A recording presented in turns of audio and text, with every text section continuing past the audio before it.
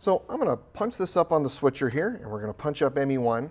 This is what we want to create. I've got a moving, looping background. I've got a nice computer graphic frame, and I've got two pictures inside here. Now I'm going to tell you up front that the graphic frame has this text as part of it, so we're kind of cheating on that a little bit. Also, please note that I'm using stills inside of this box. Normally it would be motion video, but I'm going to build this thing from scratch, and it's probably going to be less distracting if I use still video as opposed to moving video.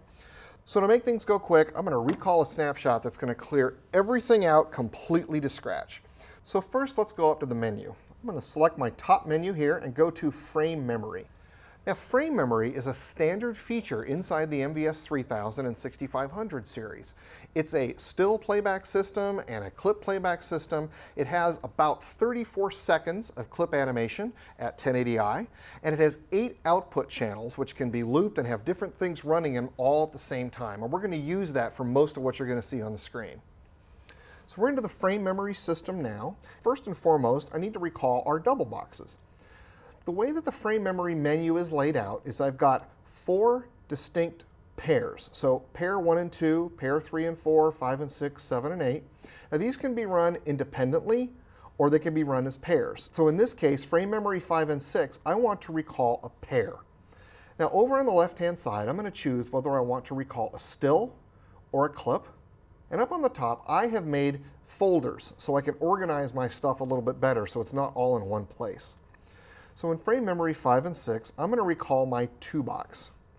So now I've got this. Frame memory 5 has this graphic outline, and frame memory 6 is its key signal, which we had talked about earlier.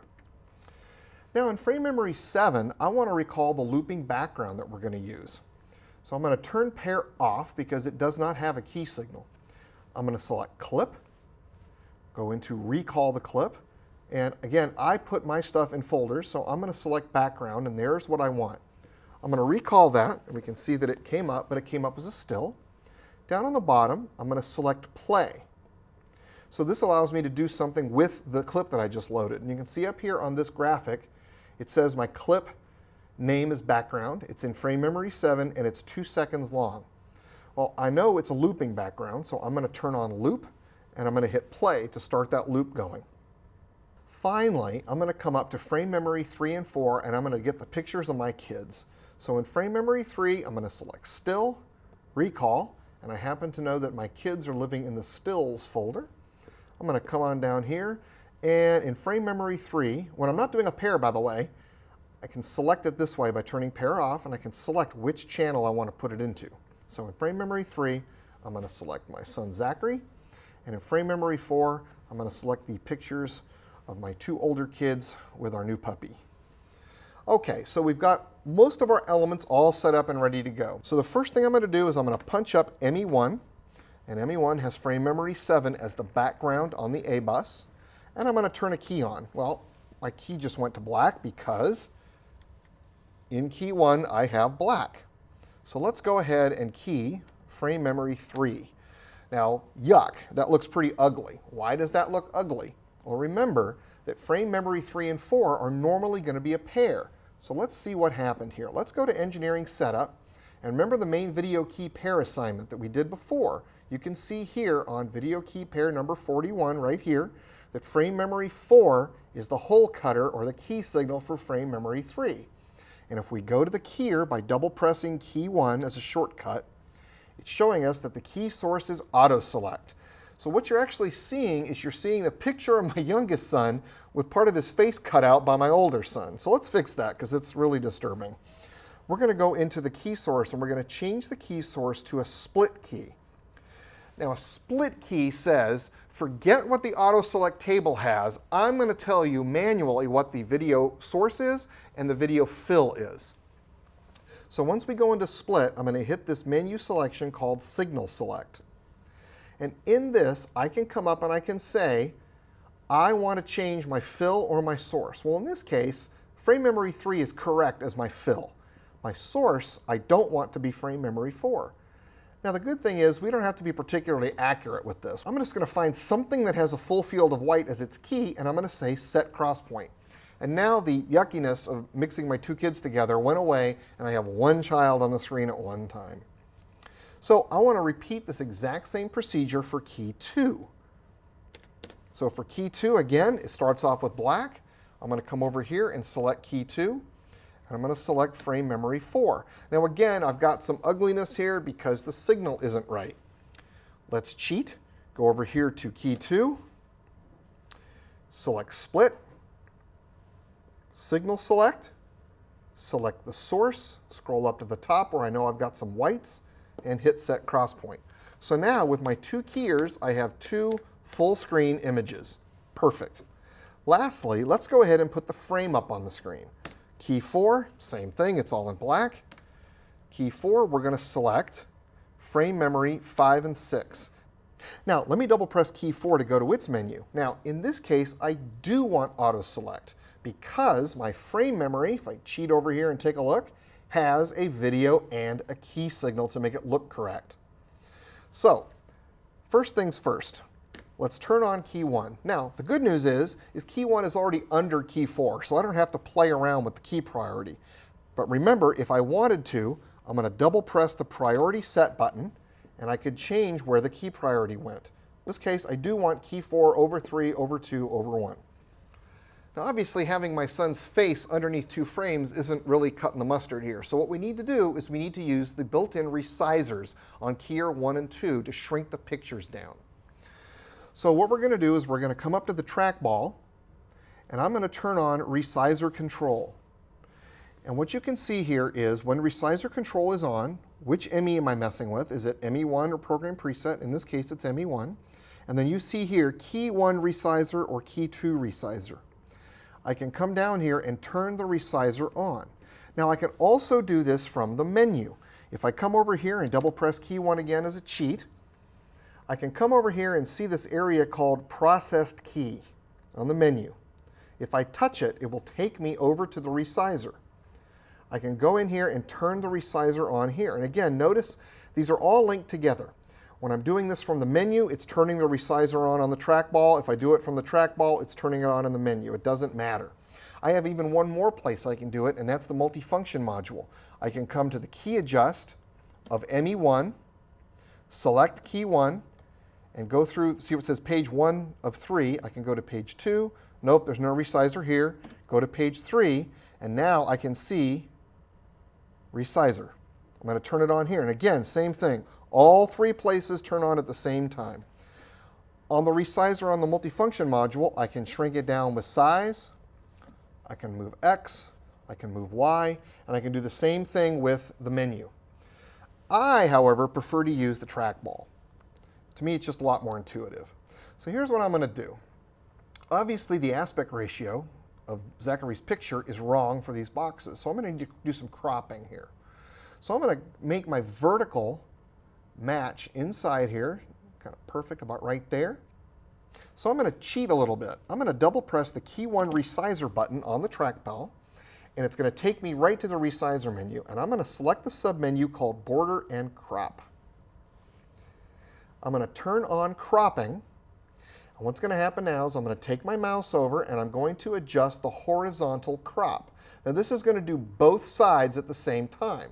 By the way, by selecting this area in brown up here that says crop 1 of 2, I can do the top, left, bottom, and right. But in this case, I don't need to. I can just do horizontal.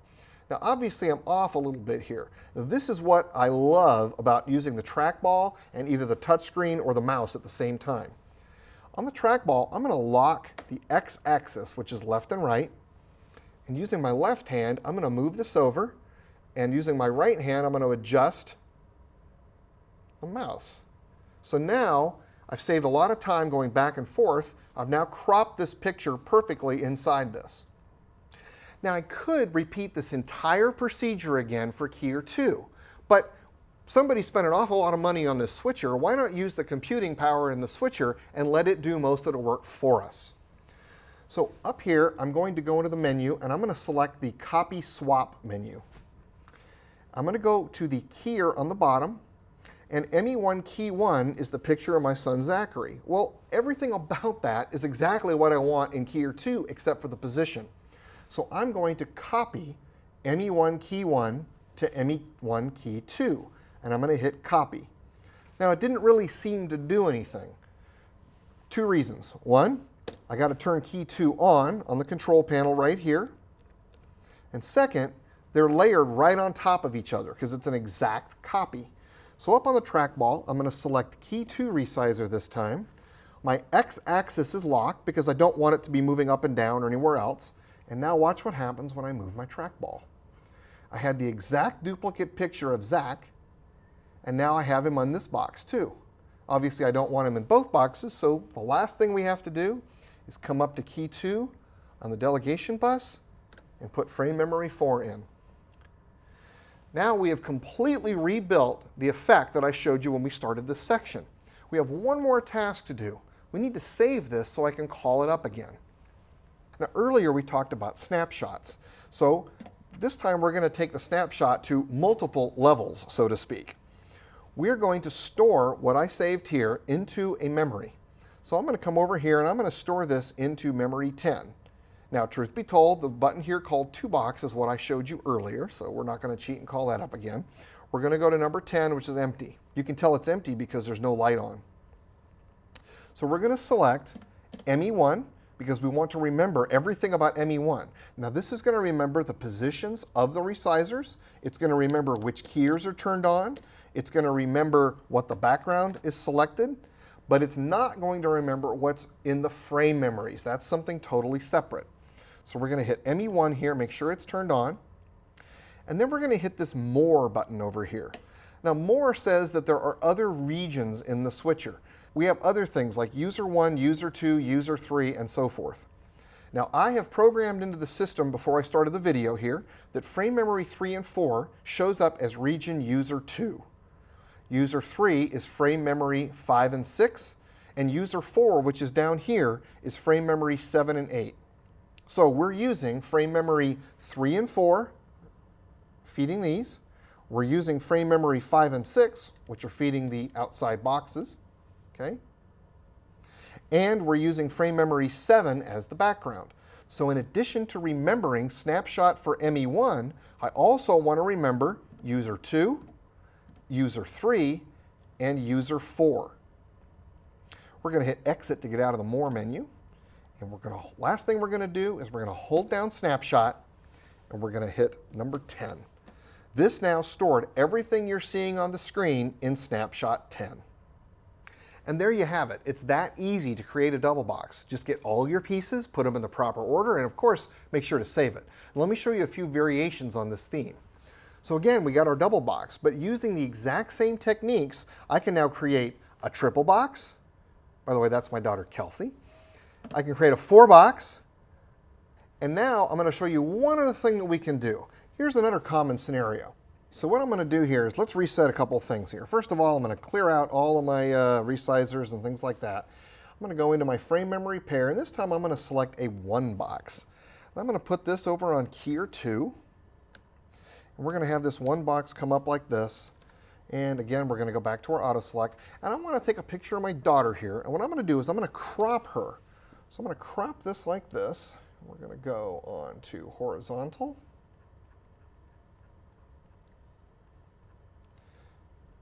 And I'm going to crop vertically. There we go. Now, this might be nice, but somebody might say, I really want that smaller and lower in the frame. So what I'm going to do is, since I'm using 2 resizers, I'm going to take resizer 1, make sure it's on, and resizer 2. Remember, those are attached to keyer 1 and 2. This is keyer 1. This is keyer 2. I'm going to gang them together this time. So keyer 1 resizer and keyer 2 resizer are together. And now I'm going to shrink it down, move it over here.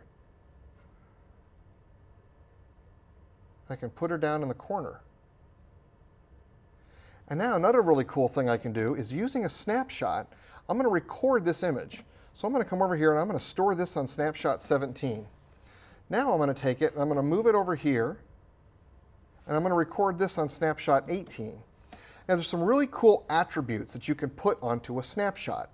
And to get to those, I'm going to hit this button called Edit Enable. I'm going to hit it and I'm going to turn this button on called Effects Dissolve. I'm going to exit out of the attribute menu. I'm going to recall number 17. she's going to be over there. Now when I recall 18, instead of her popping over to the left-hand side, she's going to make a nice, smooth transition. So up until now, all the box effects that I've shown you have been straight and flat. What happens if a director wants to have canted boxes? Let's take a look. All right, so what's happening here is, we're going to come up here and I have this newscaster and I have this newscaster that I want to put inside of that box. Now, this might be good for something like a conversation. Now, kind of unique to switchers at this price point, the 3000 and 6500 resizers have rotation on the X or Y axis. So what I can do now is this. I've taken both of those guys, put them in the canted boxes. But what we can do is I can come over here, and of course I have my resizer so I can resize it. Just to show you what I'm doing, key 4 is the frame over here. Key 1 is the left box, key 2 is the right box. So I can maybe make him a little bigger in the thing, or I can rotate. So here is X rotation, so I can fit it inside the box correctly in the correct aspect ratio. And the same thing with this side. I can turn her a little bit, make her look more lifelike, and again, maybe make her match the size here a little bit. And there we go. So even at a switcher at this price point, you've got canted boxes. All right, let's take a look at one more multi-box scenario. Okay, I've taken away my multi-viewer for the time being so that we can see a big preset and a big program all at the same time.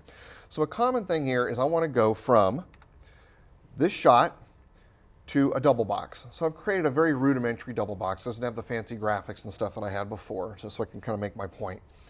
I want to be able to preview my multi-boxes so I can set what's inside the boxes properly. Now in this case, these are backwards. I want to go from the shot here, the motorcycle, and I want the motorcycle on the left and I want the farm on the right. So I'm going to go over here to key 1, and I'm going to set this, and key 2, I'm going to put the other deck inside of it. This gives me a total chance to change my mind or to correct an error before I put it on the air. So I can go from this, cut my double box, go to a live shot, maybe even go to the live shot full, come back to the double box, and go back to the anchor. So what happens when I want to go to a 4 box? Well, remember I mentioned earlier that only key 1 and 2 on each ME have resizers, so it wouldn't be possible to do a 4 box on a single ME. However, since the 3000 has 2 MEs and downstream key 1 and 2 have resizers, it'd be very easy and we can still do a preview. So what I'm going to do is call this up. Now, again, I'm previewing ME1 right here. So we're seeing 2 of the boxes. Now let me come down here and show you this area right here called the next transition area. Right now, this is saying that I'm going to only cut the background. So I'm going to go back to my double boxes here. And when I cut the background, all it's going to switch is the A-B bus. So when I hit it, program and preview, or A and B, are going to toggle back and forth. All right, so let me go over here. What I've done is I've taken my 3rd box here and put it on downstream key 1. So if I hit just downstream key 1 here, you're going to see the box appear on preview. And you can see now, since I'm only going to be changing downstream key 1, if I hit cut, all it's going to do is put this box on top of program. Downstream key 2 is my 4th box. Same scenario. If I hit cut now, it's going to put it on program. However, I can hit multiple things. If I hit 1 and 2, you can see I now have 2 boxes. So now, what's going to happen if I preset ME1 and do background, DSK1, and 2 at the same time? I now have 4 boxes, and I can see all 4 of them and change the sources. So again, I can go to key 1, change it, key 2, change it, downstream key 1, change it, and downstream key 2, and change it. So now I really have the ability to go up and take it. So that's a great way that I can preview even a 4 box using ME1 and program preset at the same time. So let me show you one more scenario. Remember the 4 box kind of complex one with the frame on I showed you earlier? I can do the same thing here. I've got 2 boxes, and again, downstream key 1, downstream key 2, and background. If I do all 3 of them together, it doesn't look so well. But I also put my frame on downstream key 4. So if I do background, DSK1, 2, and 4 together, I can still change all my sources at will, cut it to air, and then cut back. Now let's look at a couple scenarios for something like an over-the-shoulder graphic. Okay, now one of the most common ways to do over-the-shoulder graphics is to bring something in from your graphics system. So I'm going to bring up key 3 right here on ME1. And again, this is kind of a common scenario. This graphic for my kid's new puppy is coming from the graphics system, in our case the frame memory, but it could be coming from any graphics device that you have and fed live into the switcher. But let's cover another way to do it using the DME. Maybe I want to put live video into it. So I want to use a DME wipe to bring this up. So the first thing I've got to do is transfer the resizer from the keyer onto the background DME wipe. I'm going to go to Engineering Setup, and I've got to go to the switcher config page on ME1 and transfer key 1 onto the background DME wipe because I need to use the resizer as a DME wipe. And up here, I'm going to press DME, and we can now see that I've got a DME wipe. And remember, what's on the B bus is what's going to be in the DME here, and what's on the A bus is going to be the background in this particular effect. So now, a couple other things. First of all, just make note here that underneath the fader arm is with the direction for the DME wipe. So if I do reverse, it's going to do it backwards. Notice how it starts at the top, goes back. And if I do normal, it's going to start from the back and go front. So that's one I want to use.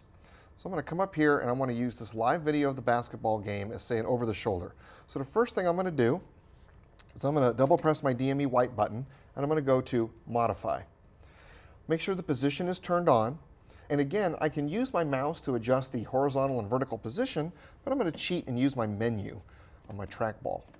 So I'm going to come over here and I can quickly position this up with my trackball. Maybe make it just a little bit smaller, like that.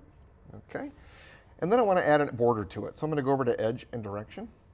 I'm going to turn on a border, which kind of puts that blue color. I'm going to change that border a little bit. Again, since I'm in the menu mode on my trackball, the X-axis is going to respond to the first knob. So I can make the border a little bit bigger. And finally, I'm going to push the luminance thing to get my quick borders, and I'm going to turn it into red. And close this out. So to me, this looks pretty good. So what I'm going to do is I'm going to store this as a snapshot on the switcher. So I'm going to select Snapshot, ME1, and I'm going to hold down Snapshot and store it, say, on number 37. So every time I call that up, it's going to recall this. Now I want to bring this full screen. There's a couple ways to do this. I can hit the Auto Trans button, and it'll come full screen. No problem. But I'm also going to show you another little trick that we can use using a snapshot and attributes. I'm going to store the same exact snapshot again on another number, number 38. And when 38 is lit, which it always is as soon as you store it, I'm going to hit this button right here called Edit Enable, which is going to bring up all of the attributes that I can have stored on a snapshot. Now I'm going to turn on 3 different attributes. I'm going to turn on Auto Trans, which says that the moment I recall that snapshot, it's going to execute an Auto Trans for me, so I don't have to push the button. And I'm going to put a cross point hold on my A bus and a cross point hold on my B bus so that the switcher doesn't touch any of the sources when I execute that snapshot. I'm going to hit exit to get out of it, and now I'm going to recall 37, which brings this up, and watch what happens when I recall 38. It automatically brings the box forward for me. Okay, now let's make another set of memories for the other side of the screen. So to move this, I'm going to go and select Modify again so that my position on my menu comes back up and I can use my trackball. I'm going to bring this over on this side of the screen. Now, keeping it the same size kind of makes it go off the screen a bit. So I'm going to move my fader to make it a little bit smaller. Bring it right here. I'm going to do the exact same thing again. I'm going to store a snapshot on 34. I'm going to store another snapshot on 35, okay, because I need 2 snapshots the same. I'm going to go to Edit Enable, turn on Auto Transition so that when I recall that, it's going to bring it full. And I'm going to turn on Cross Point Hold A and Cross Point Hold B so that when I call it up, the switcher won't change my sources. Hit Exit. All right, let's watch what happens. I'm going to recall my original one we did a second ago on number 37. I'm going to hit 38, and it's going to cause it to come forward. Now I'm going to hit 34, which is going to bring it over here, and I'm going to hit 35, which will cause it to come forward. Now, what did that whole cross point hold thing really mean that we did? So I got 34 over here. What if on the fly I decided that I wanted to change what was in the box? So I went from this to this. Hitting 35 without cross point hold would automatically switch it back to the basketball game. But in this case, it leaves that cross point alone. That's what cross point hold is for. So we've seen how to do it using a traditional snapshot. Now let's take a look at it using DME wipe snapshots. Just to cheat a little bit, let's bring this back to my original position. Now up here, we've been using a snapshot. Now remember, a snapshot is going to remember everything about the ME bank. In this case, I just want it to remember the DME wipes. So let's come over here and select DME wipe snapshot. And we select ME1 because that's the DME wipe we want to remember. So we have this particular position stored. I'm going to hold down DME wipe, and I'm going to hit number 7. Okay, so we call this up. I can move the box off the screen. I recall it. Now, what happened? It didn't put my box back. Only a snapshot is going to actually remember the transition to here. A DME wipe simply remembers all the parameters of it.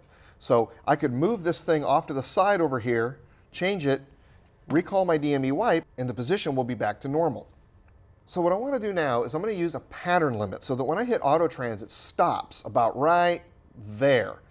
I don't want it to come all the way full screen because I don't want to use any snapshots. So what I'm going to do is I'm going to go into the ME1 menu and select DME wipe, and I'm going to go over here and select edge direction and turn on pattern limit.